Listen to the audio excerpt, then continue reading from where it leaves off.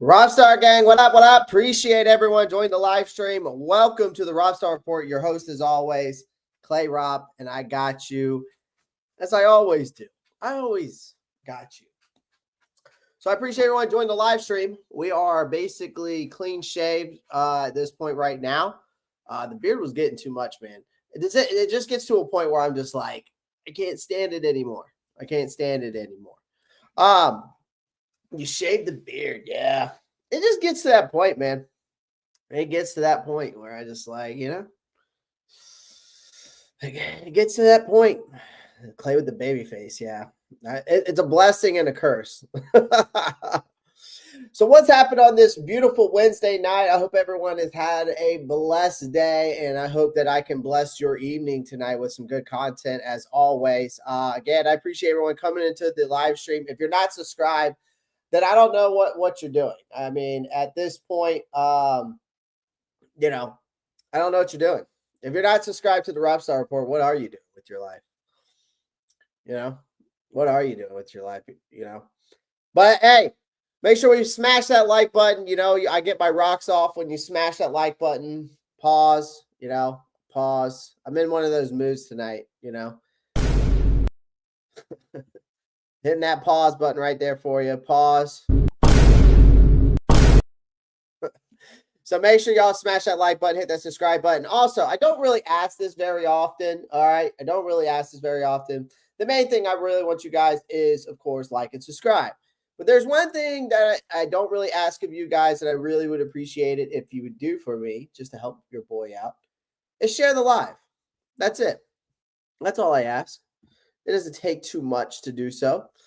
So I would greatly appreciate that. But we got Marco's Cash. Let's go ahead and get the shout outs in the chat. We got Marco's Cash. What's good, Marco's? We got Eric Blair is always coming through, showing some love.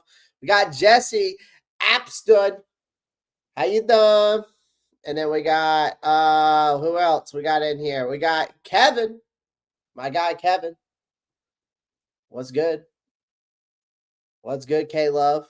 Kevin Love. Get it? K-Love. All right. Let's dive into this, man. First week of training, first day of true training camp. If you're not on X, I'm going to tell you right now, if you're not on X and you're an NFL fan or a Panthers fan or, whatever, if you're not on X, I don't know what you're doing because you're not going to get the information. You're not going to be able to see it live. You can't do it. You can't see it live. Not allowed to go. Fans aren't allowed at training camp. Unless that miraculously changes. If it miraculously changes, your boy is driving to Charlotte and he's hauling ass and he's taking a week off from work and he's going to bring y'all a shit ton of content is what's going to happen. That's what's going to happen. But, we know where we're at right now. So let's go ahead and get into the day one recap. Obviously, I'm sure most of you guys saw the press conference. If you haven't seen the press conference, we can go over it. I wasn't really watching it. I wasn't planning on watching it with you guys. I watched it, the whole thing, each and every press conference. But if you've already seen it, great. But we can go over it if you guys want. But other than that, I've got other stuff to talk about tonight, as I always do. Boom. All right. So, day one of training camp kicks off, and we are underway. We are underway. There is a buzz of cautious optimism in the air here, but I emphasize the word cautious, okay? Again, we are still, and I hate to continue to remind you guys this, we are coming off a dismal 7-year playoff drought, okay? And a 2024 season that ended with some late season flicker of competence, right? The franchise is banking on that new leadership, a retooled roster, a sense of urgency to finally turn the corner. But if day one camp is any indication, I still feel like, ladies and gentlemen, you can let me know how you feel, but I just still feel like we still have a long and a little bit of an uphill climb for this team to really get back to relevancy. Especially what we've seen as of late between these injuries and some other things. But let's go ahead and let's get into it, man. The first things first. I want to talk about the scrambling for secondary help. Okay. We go out and we sign this guy. We go out and sign Trey Swillington. They made a small but telling roster move by signing Trey Swelling. Okay. Or Swilling, however you pronounce it. Trey Swilling. If that name doesn't ring a bell, you're not alone. I've never even heard of the guy either. Okay. The guy's only played 3 NFL games in his whole career. That's across 2 years. He's only been in the league for 2 years, but that's across 2 years. And he's mostly hanged around the practice squad. Again, this guy is not going to be a needle mover unless he goes out there and just absolutely balls out, impresses the coaching staff. But he's a camp body at best, ladies and gentlemen. I'm sorry. I mean, the Panthers clearly feel they need more bodies in the secondary. We all agree with that. You just saw Can you believe, by the way, guys? Can you believe how much the Saints paid for Julian Blackmon? Apparently, I don't know what the full sources. It says sources say that the Saints signed him for a 1-year, $5.5 million contract. Just want to make that known. I want to make that known, by the way.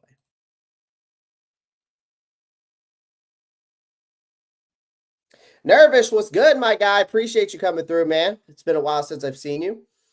But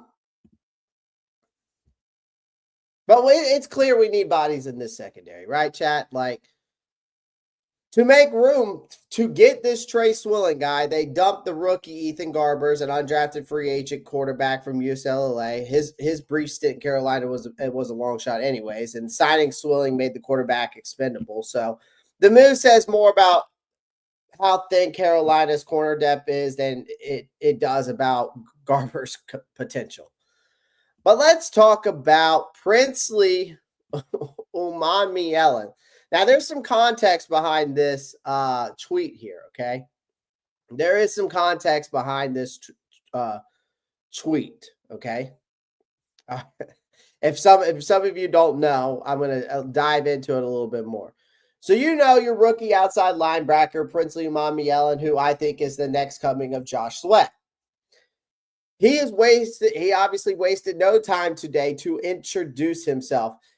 Probably a bit too aggressively. By the way, they still haven't shown the clip. There's no clip out there. I've been begging for it. I've been looking all over Twitter or X. I call it Twitter. We're just going to call it Twitter.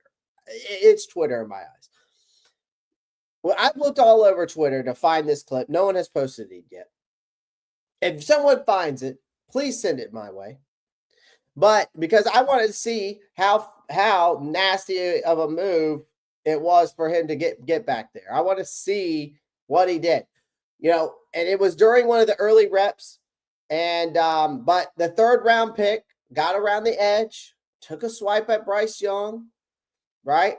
And he jarred the ball loose. Coaches were less impressed with the contact, but more with the burst off the edge. Okay? That's what I want to see. I want to see the burst off the edge. Now, I want to make things clear here about this, guys. All right? I want to make things clear. I don't want my quarterback, who I'm expecting to have a breakout year, well, I don't know, Josiah. I don't know if it was on Icky. They didn't say. I don't know. We don't have a clip. I need a clip. But here, no, Dervish, it gets better because he did accidentally hit Bryce. I was getting to that point, but I'm going to go ahead and say it. He jarred the ball loose. He took a swipe at Bryce Young's arm and jarred the ball loose. That's what he did. And that's why they were less impressed with the contact and more with the burst off the edge based off the reports. But here's the thing. Dave Canales, after that, immediately shut down the session down But he didn't shy away from praising the rookie's raw traits, the bend, the speed, the power, while cautiously, saying that the quarterbacks in camp are wearing red jerseys for a reason, right? So obviously, Umami Allen got the message, and obviously so did Bryce Young, who shrugged it off, and he even mentioned that in his press conference today with the kind of calm you want the QB1, and he literally just said, it's football. That's what this is. It happens.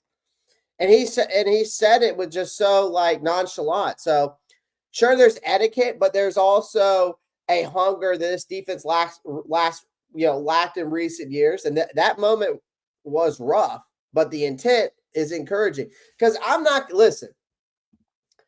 want this guy to bring the juice, right? I want this guy to bring the juice. Good to see Underground West. See, I see some of you guys like Josiah, Underground West coming through and saying like, what? Like he hit my boy. He hit the quarterback. Yeah, unfortunately, he touched him. He touched Prince Charming. He touched Joe. He touched Bryce. But I'm not mad at him for it. Okay, we need that type of juice. We need that type of burst. We need that type of bend coming off the edge. I told you guys, don't be surprised if Princely Umami ends up starting over Nick Scorton if need be. I know I had a higher grade than Nick Scorton, but when you watch Princely's tape, I was like, don't sleep on him if he ends up being better than Nick. I'm not saying that that's going to be the case, but just don't be surprised. Because I see a lot of Josh Sweat in Princely. A lot.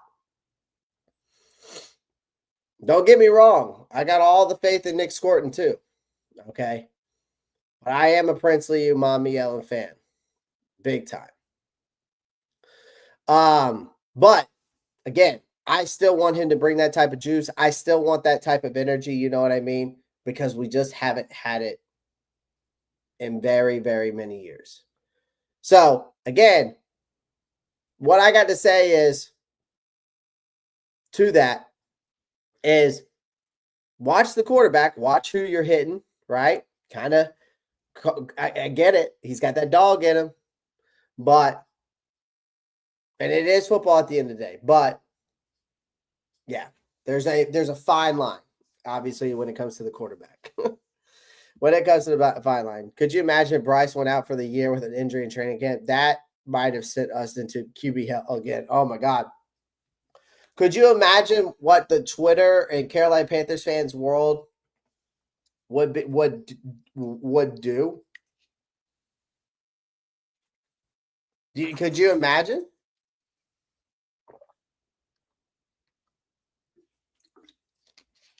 It would be absolute hell. It would be absolute hell. Everybody would be everybody might be going for pitch. Like there might be there might be a storming of Bank of America Stadium. Right? So Princely break the sack record if he did that for sure. Bryce wasn't wearing the red shirt, had on a black shirt. Yeah, I know that, but there's a reason why they need to be wearing red shirts is what I was saying, Black and Blue. There's a reason why they need to be wearing red shirts. That's what I'm saying. But anyways, keep bringing that juice, Princely. That's all I got to say. But obviously bring it with, I guess, smarter intent. I don't know what the best way would be to go about that. I'm not really sure how to express that. So, anyways, let's move on. Let's see. The next topic I want to talk about. Oh, it is, where is it at?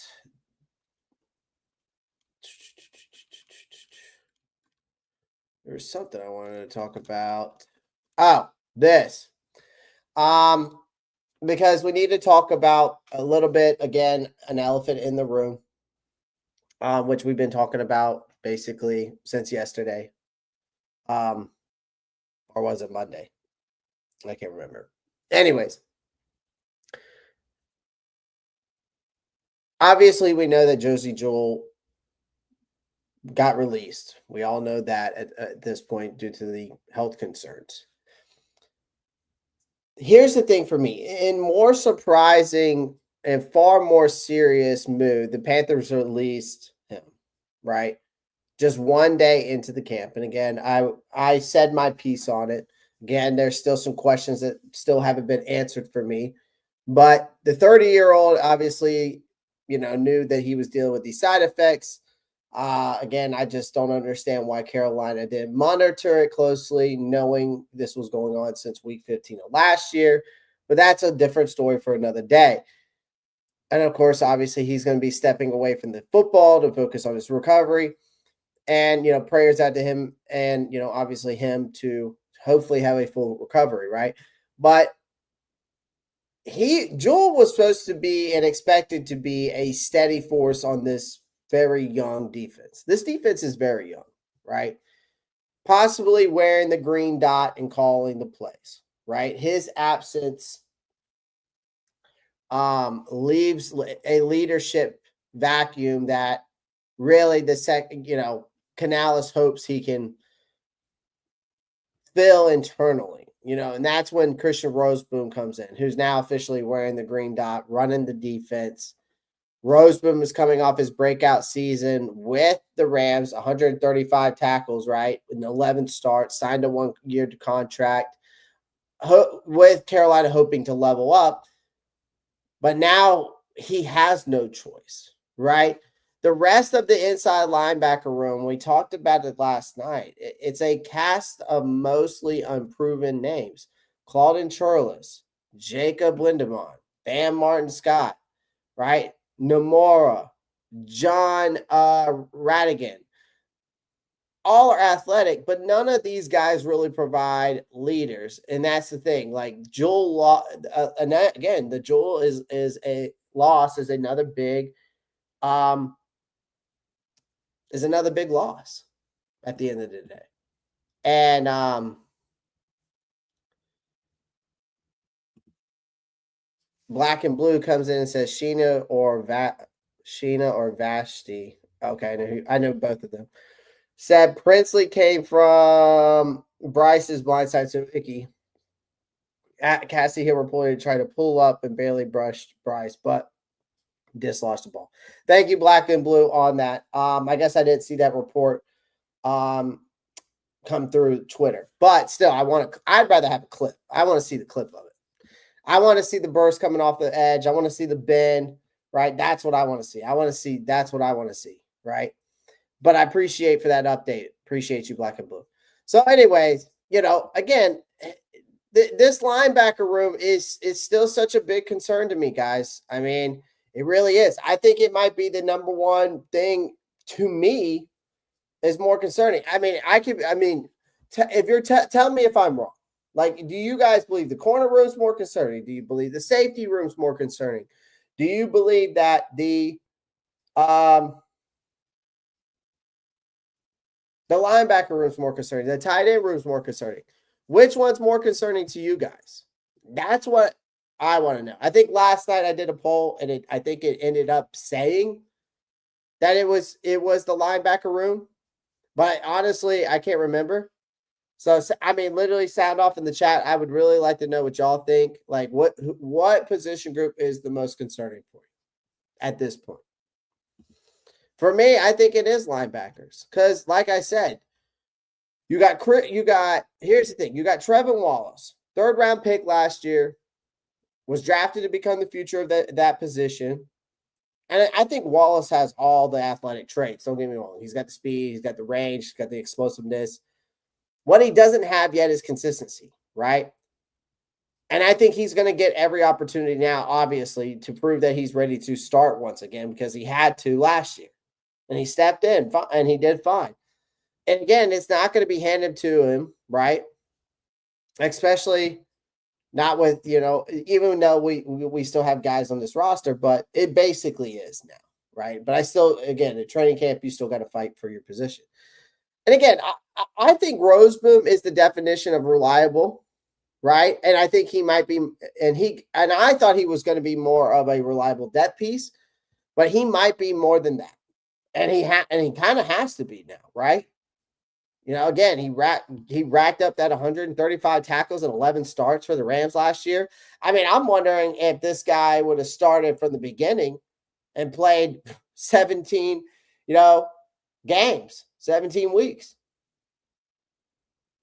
And 135 tackles in 11 weeks is crazy.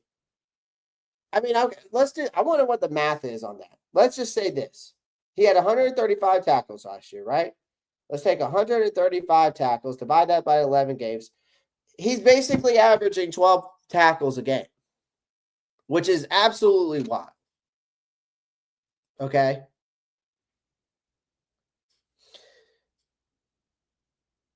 Yeah, so Marcos Cash says the linebacker room. Yeah, I mean, so again, so then you got the good thing with Roseboom is he already knows Evero's playbook, so that's not even going to be either. Like that's not going to be a problem. So he's gonna fit right in, right? But the thing is like I said, those guys behind him, Claude and Churlis. Like again, I'm reiterating what these guys are. Like he's a special teams guy. That is his ticket on this team. You're not going to see many defensive reps for him. You got several core special teamers gone. His energy and speed will be critical to fill those gaps. John Radigan, another special teams first player, was a low-profile guy for a signing. I think he's smart. I think he's physical. He has a solid history as a third phase contributor, especially in a weak inside linebacker group. He's got a good shot at surviving the final cuts, I think, right? But then there is two guys I'm not going to sleep on. Okay. I'm not going to sleep on Bam Martin-Scott. Okay. We know that the Panthers clearly like him. Because they gave him one of the largest undrafted free agent guarantees in the entire league. And yes, he's a South Carolina Gamecock. So what? I'm a homer, but still. Because for him, it might as well be a cheat code in this front office if you're a Gamecock or a Clemson player, it seems like. But if he shows anything in camp, he could push his way onto this roster, maybe up the roster, right? Maybe Bam Martin-Scott or even Tua Nomura could be those sleepers. And maybe I'm being a little optimistic here, all right? But I've been trying to think outside the box a little bit. Maybe one of those two, or maybe both, could end up pulling like a Jalen Coker did pull last year, but on the linebacker side. Because Nomura, you watch his tape, the guy hits you like a freight train. He's a sideline. He reminds me, when you watch his tape, he reminds me of almost like a Frankie Louvu, but more of an inside linebacker for sure. Right? He hits like a freight train. He's a ball hawk. Kind of reminds me of like Roseboom's tape a little bit. He tries to go find where the ball is. He goes to where the ball is. Great run defender too. But again, Nomura is going to have to separate himself. He's going to need a massive training camp to avoid being either cut or being put back on the practice squad or being, just the third stringer. But maybe one of those guys can. Okay, I'm trying to think outside the box. I'm trying to, the only other thing I can think of for this linebacker room too at this point too is you go and sign. There's only two guys I see out there, or unless apparently Kazir White is available as a free agent for some reason on my list. He wasn't on there. The guy, if you don't know who Kazir White is, go look him up. We could sign him, right? But the other thing is what about sorry, my dog went somewhere. But what about A trade. Is there a trade anywhere that we could possibly make? I don't know. I don't know if there's a linebacker that we could trade for right now. If anybody has any ideas, let me know. But I don't think there is.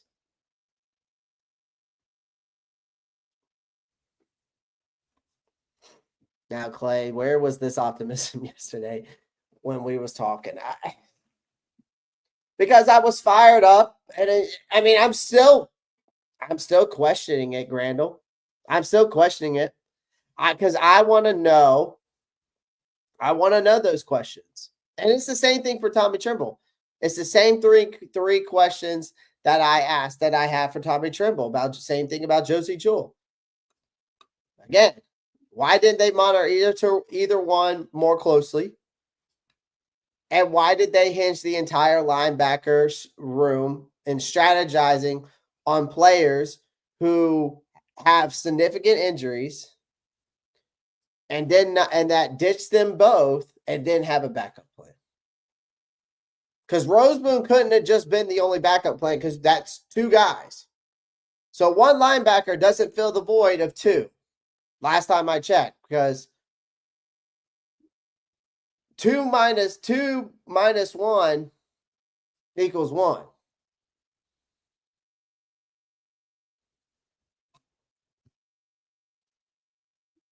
So, and you can't tell me that they were like, well, we can rely on Roseboom, who's been a fringe starter at best, who only played 11 games last year and started 11 of those games. And you see him as a legitimate insurance policy.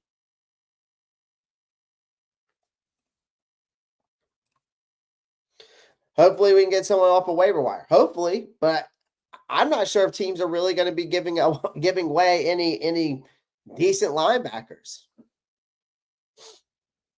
Right? What's up, Panthers gal? Appreciate you coming through. Hope all is well. Love your anime emoji there. Is that an anime emoji of yourself? Trade one of your starter centers for someone.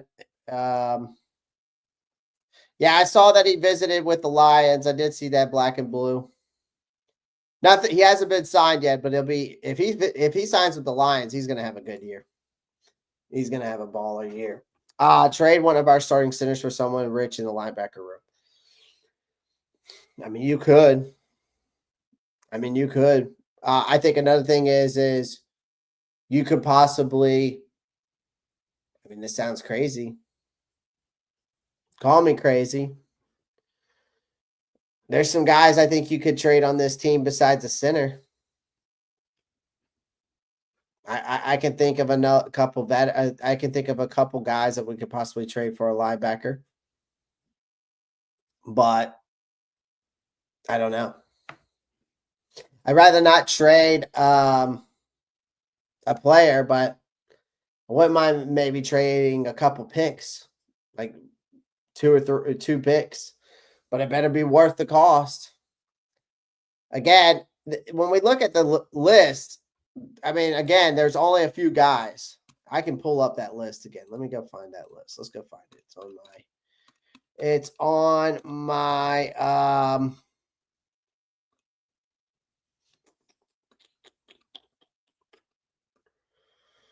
here it is. Yeah, I don't know why Kaiser White's not on this list. But again, on this list, there's only a few guys that I would say I would take a chance on. It's Jawan Bentley and Chris Barnes, and then probably Raquan McMillan. And that's really it. I mean, and you're pushing it with that. I've always questioned some of the organization medical decisions with our players. Same, Underground West. Very same. Jesse Apston comes in and says, Micah could be an itch. You're going to have to sell. You would have to trade a shit ton of picks. You would have to trade a mortgage to go get him, I think, Jesse. I think it's bullshit what's going on there in Dallas, and what a fucking retard. Excuse my language. I'm sorry, but he is. what a fucking retard Jerry Jones is. Jerry Jones is the epitome of an idiot owner who needs to go find him. They need to go put him in a home so he can enjoy free Jello for the rest of his life. I can't stand Jerry Jones. It's one human being I can't stand, and he's dumb as a bag of rocks.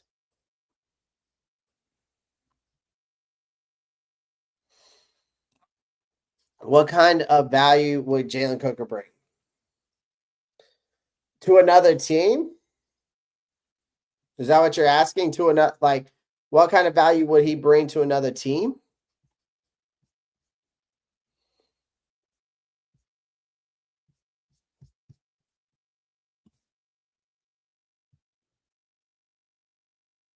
I think if any, I mean, Jalen Coker could be, it could be, because right now I see Jalen Coker as Thielen's successor in the slot. I really think Coker would thrive in the slot. I really do. Because he showed enough last season that he belongs, right? I think his route running, I think his body control, I think his hands all stood out in those limited snaps they did have. Again, he's not a flashy guy, but he's so effective. He's so efficient. And more importantly, he is cheap. And I think with Thielen aging out and Leggett still developing, I think Coker offers an immediate depth and long-term upside. I think he's not just a lock. He might be one of the steals of this entire group. So I don't know if I would get rid of Coker, right?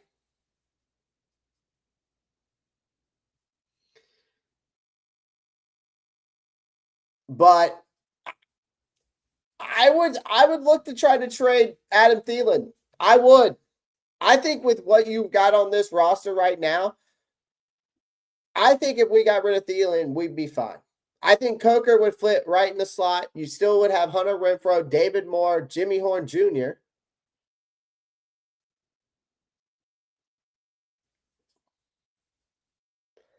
I don't think a lot of people would like that idea, but I think that if you're talking about a wide receiver we would trade, I think the only person that makes the most sense is Thielen. If we will go that route and try to get another linebacker. And if you're going to use an offensive player, I think Thielen would make the most sense. That's just me. That's just me.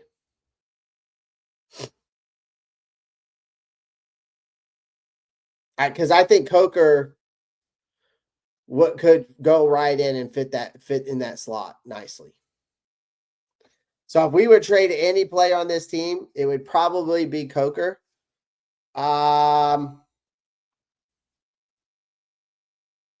trying to think out who else would be a good trade piece.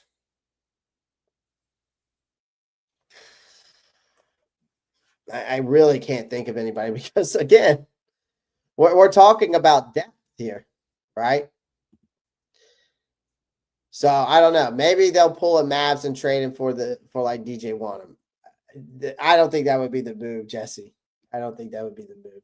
Damn, Clay. Oh, talking about Jerry Jones. Yeah, he's a piece of shit in my eyes. I really do. I think Jerry Jones is the biggest piece of shit in the NFL. And he's showing his true colors now with the whole Micah Parsons situation. So we're looking for a good linebacker. Your options are thin there, Josiah. I hope I'm pronouncing your name correctly because that's the way it's coming. The way it's spelled, I think I'm hoping I'm pronouncing it right. We ain't trading Coker. No, we're not trading Coker. Jerry Jones. Yeah. What's going on, Earl? Appreciate you joining, man. I like Coker. Think we have a wrong room loaded with potential. No Josie. I think that hurts the defense tremendously. Yep. What kind of player will we get in return for Thielen? I'm not sure, right? I'm not sure. I'd have to dive deep into it more, but again, it's interesting. It's definitely interesting, of course, with this whole thing, with this linebacker room now. So I'm hoping that we can get possibly some more inquiries or find some more inquiries to obviously, talk about. But we'll see as of right now. I wanted to talk about something else too, because Dave Canales came out and said this, that and I hope I can find the clip. Let's see if I can find the clip real quick, or maybe. Well, he says, okay, this one says he has high expectations, but I really want to find the clip. Hold on, I know I got the clip somewhere. That's Josie Jewell's departure. Where are you at, Dave? I love that quote. I don't think people are going to want to play us. I hope so. I hope that's how a lot of teams feel. My expectation. I love this too. My expectation for Bryce is to lead this team, which he never stopped doing. Love that.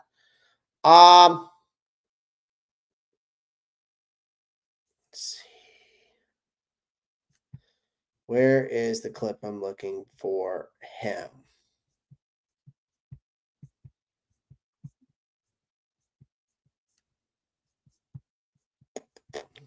Let's see. Let's see.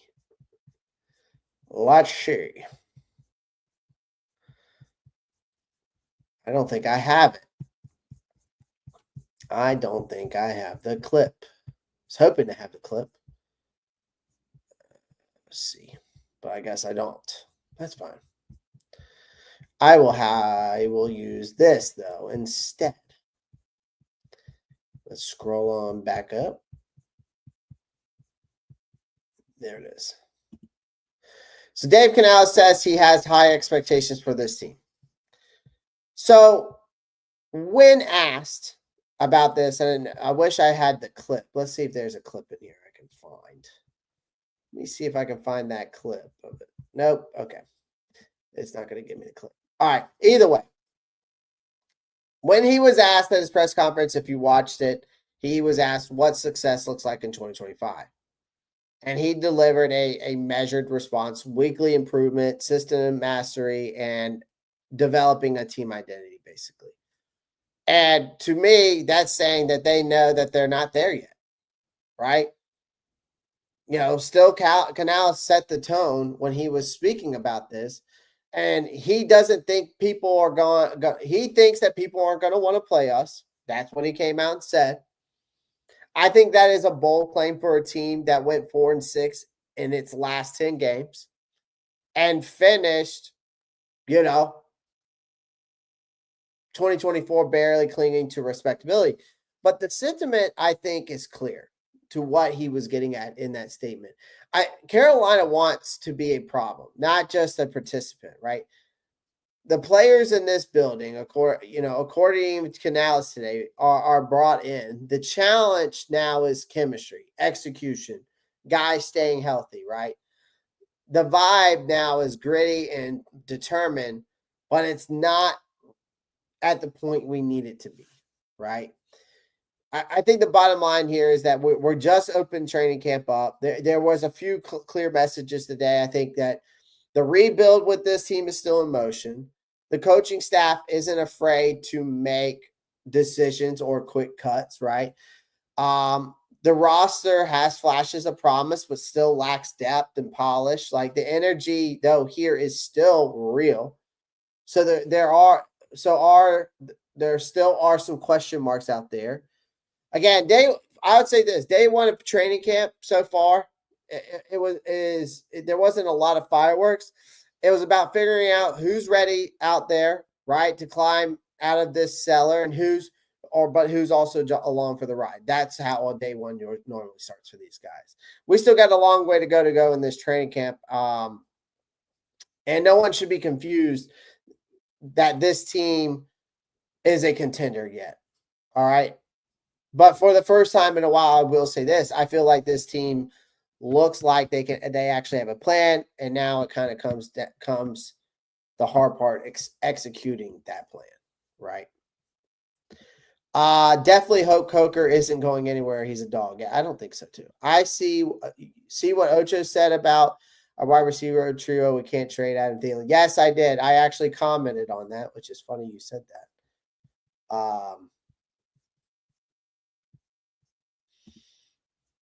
I did say that. See, Ocho Cinco. And then I had this little gif right there.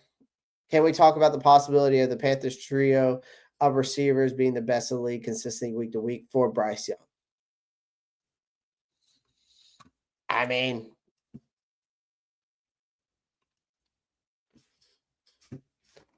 it's an interesting question. It's an interesting question. I'm going to open up the link to the stream for you guys to call in. I kind of like to make it like a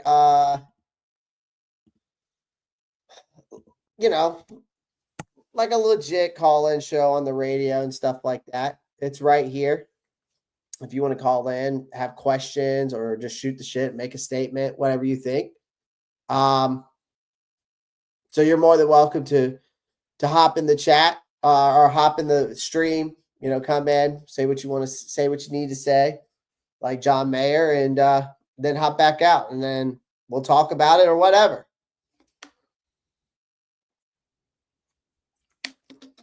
But yeah, I did see it, Randall. I did see it. I mean, here's the thing. I'll say this, Randall. McMillan is the new wide receiver one in my eyes, or at least he better be, right? I think, he's got high expectations coming into training camp. There's a lot of pressure on him already. But you're talking about a guy who might be the most polished wide receiver Carolina's ever drafted. Some people say, well, Kelvin Benjamin didn't have the stats, nor the body control, nor the route running skills like Tetero McMillan. I mean, Tetero McMillan is a 6'5" wide receiver. You watch his tape, has elite body control. This is the type of wide receiver that Bryce Young needs, and I think a lot of people didn't realize that. And Carolina has never had this type of wide receiver in Carolina. So don't compare Kelvin Benjamin to Tetero McMillan ever again, because he's not a Kelvin Benjamin. I'm curious to see how Bryce uses Rico Dowdle as a pass-catching running back. Actually, I'll show that clip here in a second, and I'll get to that point here. I'll get to that point here in a second, Underground West. But yeah, but that's the thing with Tetero. Like, this is a guy we've never had in Carolina. Now, the question does come whether McMillan can adjust to the NFL physicality. Can he separate consistently in this NFL, speed? That is going to determine if he's a true alpha or if he's just one of those, another tall body with upside. I think he's a lock because he has to be, right? The Panthers need him to hit. Point blank period on that, right? There's no doubt in my mind that he needs to be that legitimate wide receiver one right now. You know what I mean? I mean, there's just no doubt about that. I think another thing too is I think he is a lock. I think he's a lock because he has to be. The Panthers need him to hit the ground running. Period.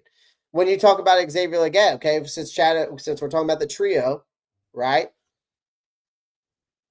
After an uneven rookie season that ranged from invisible to occasionally intriguing for Legette is back. I think he's looking to prove he was worth us going up and getting him in the first round. The physical traits are undeniable, right? He has the size. He's got the speed. He's got the rawness, right? And he's still raw as a route runner. But see, the thing is he's not really that raw. I mean, the last year, the separation was an issue. We all know the separation was an issue.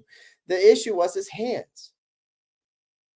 And he struggles with concentration drops, right? So for Leggett, year 2 is crucial for him. Like if he doesn't show growth, he could go from being that future wide receiver 1 or 2 to just being a special teams gunner real fast. And for now, I think his roster spot is safe. And for now, I truly believe this is a year that Leggett will break out due to the fact of having a guy like Tedero McMillan being here and taking some of that pressure off of him, right? But still, then you got Adam Thielen. Now, again, I'll get to him, but I think Adam Thielen turns 35 in August, and his leg showed it last year, him turning 35 in August. So he's still a vet at the end of the day, led us in receiving for the second straight season, and no one else comes close. He's not explosive anymore, but he's reliable and he's tough and he knows how to get open in short areas, right? And he's a culture guy, right? He has that locker room presence here, which this team needs in a rebuild badly, right? And so unless he retires mid-camp, which is unlikely, or something crazy happens, he's making the team, right? Of course. So yeah, there's the trio. I would also say, though, to Chad Johnson, why not have it? What would it be? What would it be called? Instead of a trio, what else would it be called? Because you can't sleep.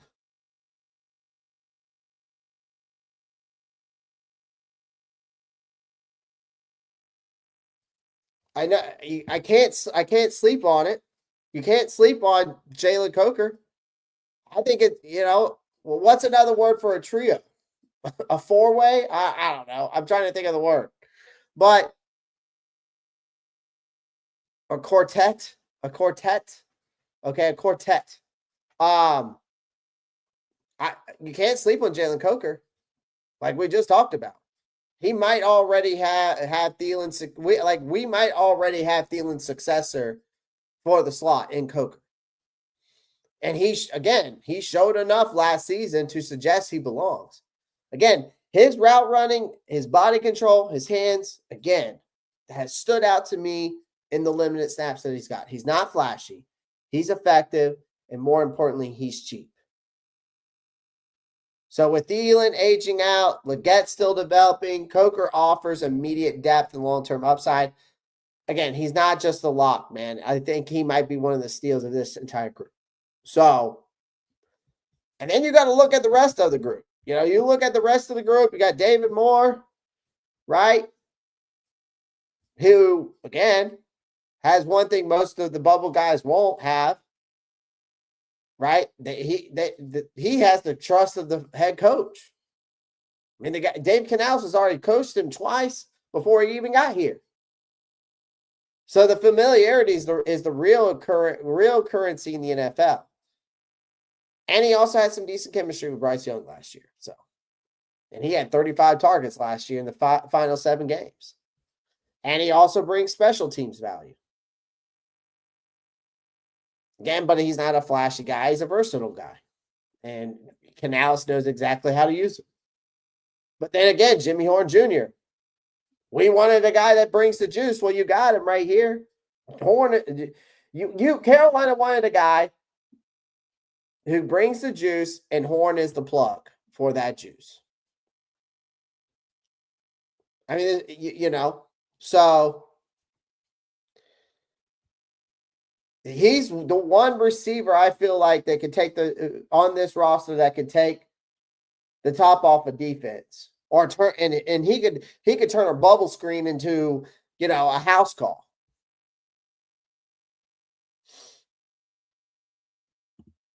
He could turn a bubble screen into an absolute house call. And he also flashes on special teams. So the upside is there for him, right? And then you got Renfrow. If you can even give me 80% of what Hunter Renfrow was in Las Vegas, who's only 28 years old, if you give me 80% of what Hunter Renfrow was in Vegas with the route running in the hands, you're getting a top tier guy. And you're getting a nice comeback story, possibly. But I really think that Hunter Renfrow is going to have to outplay David Moore to make this roster.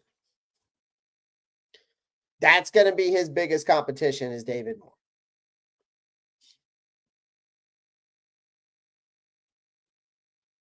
So, but yeah, I get the trio part from Chad Johnson here. Chad Johnson here. Hayden goes, Clay, why'd you shave? Man, that beard was getting old, tiring. What surprised me about Leggett is he's got pretty damn good separation. Yeah, it wasn't his separation. It was his hands being consistent. You know what I mean? That was the biggest thing, was his hands being consistent. You know? As long as he's a dog, Mac 4 will be good. Oh, yeah, for sure. I like the mix of the young receivers and the veterans in the wide receiver room. I think that, again, I can't remember the last time that I feel like this wide receiver room has a nice mixture and the right amount of depth. You know what I mean? I can't remember the last time. Oh, offensively, we look promising. But let me get back to this question real quick because I do not want to disregard this question. What I expect out of Rico Dowdle underground, I think this underground West is that what I expect from Rico is to be basically what he was in Dallas, right? I don't know if he's going to put up 1,000 yards alongside Chuba Hubbard. I would love that, right? Okay. But his snaps are going to be limited behind Chuba Hubbard. I think he's got kind of almost the same traits as Hubbard. I would say maybe he's more agile out the backfield, right? He's still a physical and tough runner for sure. And he doesn't need a lot of space to get going, right? Again, I think they're both bruisers. But, Hubbard and him are not burners. But I think that they can get a little creative with Rico Dowdle being back there because of how good he is in the pass game. Rico Dowdle is very good in the pass game. So that's what I see that his upside more in the pass game than Chuba Hubbard. Not saying that Chuba Hubbard's not good in the passing game or anything like that. I just feel like Rico Dowdle is a better back out of the backfield in the passing game. That's just me personally. I see it still doing all these workouts. I haven't seen him on a jugs machine. Yeah, he's working. But if you watch some of his highlights, he is catching more with his hands now.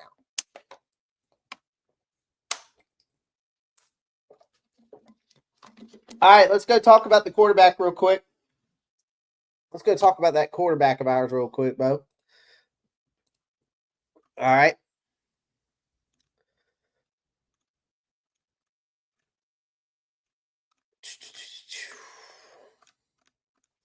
But I got to find what I wanted to talk about with Bryce Young. Hold on.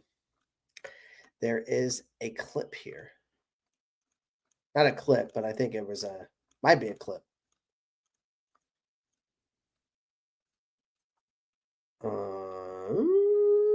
No.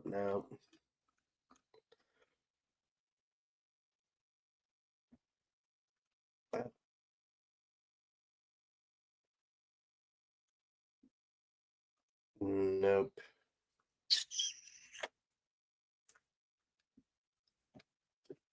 Let's see here. There is something I wanted to talk about with Bryce Young. Just trying to find it. I don't know if it might not be right here. Speaking of T-Mac, let's check out this T-Mac clip here. Boop. Nice. I think. Oh, there's some throwing by Bryce right there. Let's see if there's any more throws.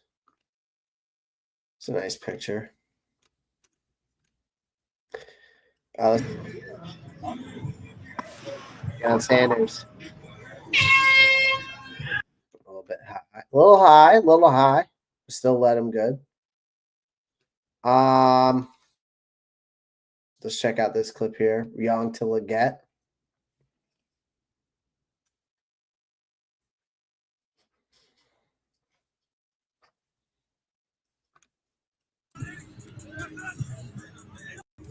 But basically, I'll say this. From my understanding and from what I know and have seen from Bryce Young at camp, he had a good day. It wasn't a bad day. I mean, I know he threw a pick to Damani Richardson, but I'll say this. For the most part, you got Bryce Young entering in his third year. He really doesn't have any competition behind him. There's no trade rumors swirling around him. No weekly guessing games about who's calling plays. In the modern day NFL, that's a luxury. But now, even in year 3, he's not immune to danger, especially when you got rookie edge rushers forgetting the rules, like we heard about today with Princely, right? Obviously everybody loved the overall, but from Bryce Young, had a decent day besides the pick to Damani Richardson. But you know what? Everybody's going to talk about this pick right here. Let me find the pick first off, because I do want to talk about this real quick, because because I know a lot of people are going to be like, oh, first day of training camp, Bryce Young throws a pick. But here's the thing, man. Let the damn defense eat. Let the defense eat. That's good. It's a good sign if they're making plays out there and Damani Richardson's making a pick, or J.C. Horn's batting a ball down, or J.C. Horn's getting the pick, or Mike Jack's getting the pick. It doesn't matter. At the end of the day, it's about like, here's the interception.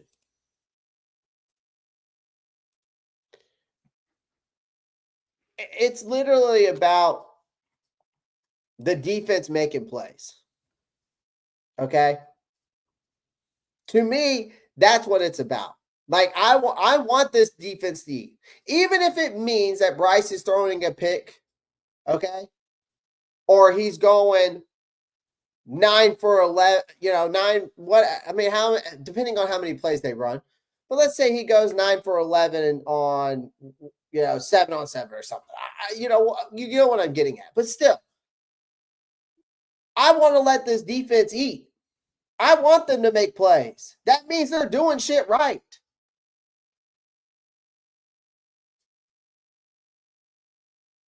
Right? Like, I'm not going to feed into, oh, well, Bryce threw a pick today. Because other people are. They're going to go out. They're going to be like, oh, Bryce Young threw a pick at training camp. Here we go again. It's training camp.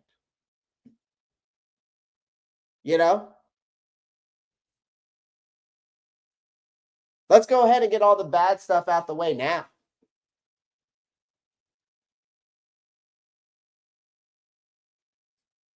But I want to see this defense make plays at training camp because of how bad we were last year, right?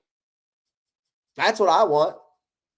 I'm not reading into the fact that Bryce Young threw a pick. I'm reading into the fact that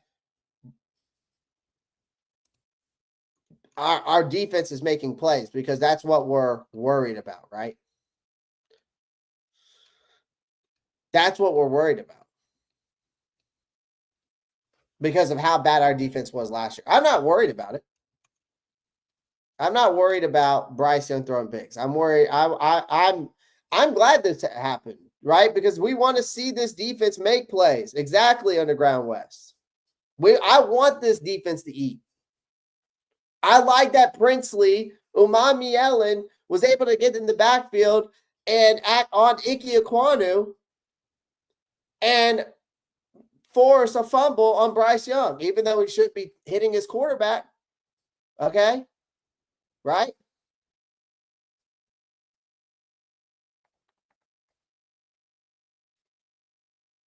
But that's where I'm at with it. Because other people are going to be like, oh, well, Bryce Young threw a pick. That's what's going to be. So it's Panther Blue. Appreciate you coming, going over on Twitter and sharing the live. I greatly appreciate that.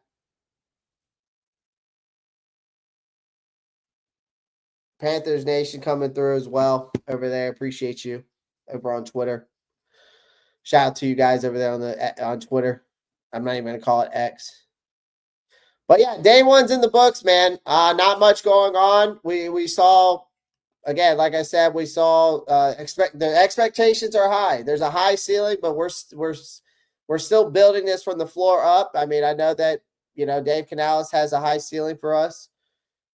Linebacker depth is now the biggest concern, it seems like, and I think that's upon all of Panthers Nation. Love seeing the rookies making noise, especially Princely and Mamielen. Love to see the secondary making plays like this. And again, but we're scrambling for the secondary help now, though, too. I mean, we're going out here signing a guy who's just going to be a camp body who's only played 3 NFL games across 2 years. So that tells you where we're at a little bit. I mean, it's just no surprise here. It's just no surprises here at this point. So, again, I appreciate everyone joining the live stream. Do me a favor, make sure you smash that like button, hit that subscribe button if you haven't already. Again, make sure you click that post notifications bell so you don't miss any new content. Again, guys, I am going to start making these call-in shows. So if you guys want to call in, come through, chat it up with me, you're more than welcome to. Don't be afraid. I'm not going to rip your head off or anything. If you just want to chat it up. I like to make it where it's like, a radio show style, like where you call in, say what you want to say or ask the questions you want to ask, have you on for like a minute, get you out of here. And so the next person can get it. So that's how I want to do it going forward, if that's cool with you guys. So other than that, guys, I'll see you tomorrow. I will see you tomorrow live again. I got to get some shorts out to you guys tonight, but live again tomorrow, obviously. And then we'll be live every single day for training camp. So again, I appreciate everyone joining the live stream. Do me a favor, smash the like button, hit the subscribe button, share this, the Roppstar Report with your friends, your family, your grandmother, your third cousin, Ethel in Turkey. I don't know. But anyways, shout out to all you guys showing love in the chat. Again, shout out to Jesse, Josiah, Underground West, Hayden, Nervish. Who else am I missing? Randall Griffin, Earl Locklear. Who else am I missing? Eric, Black and Blue, Panthers Gal, Marcos Cash. And I think I got it. I think I got everybody. Kevin. I think I got everybody now. So shout out to you guys. Again, don't forget to become a member of the Roppstar Report. It is cheaper. You can get it for $5 a month. You can get it for $4 a month. You can get it for $2 a month, $3 a month, $2 a month, $1 a month. So become a member today. Definitely helps out the channel grow. Other than that, guys, as always, I will see you on the other side. Love you guys.